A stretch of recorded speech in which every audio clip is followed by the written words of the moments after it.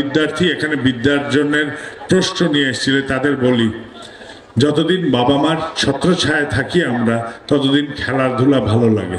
খেলাধুলা করাটা খারাপ নয়, বা অগোছালো চলা তাতেও কোনো অসুবিধা নেই যতদিন ওই ছায়াটা আছে, বাবা মার ছায়া।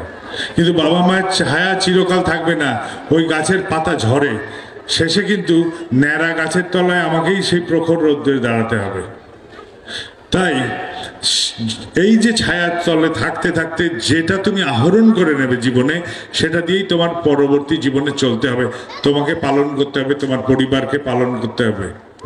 তাই তুমি এই সময় শিখে নাও কিছু। গান শেখা যায়, নাচ শেখা যায়, ছবি আঁকা শেখা যায়, যে কোনো জিনিস আহরণ করে সেই জ্ঞানকে নিয়ে তা থেকে জীবন নির্বাহ করা যায়।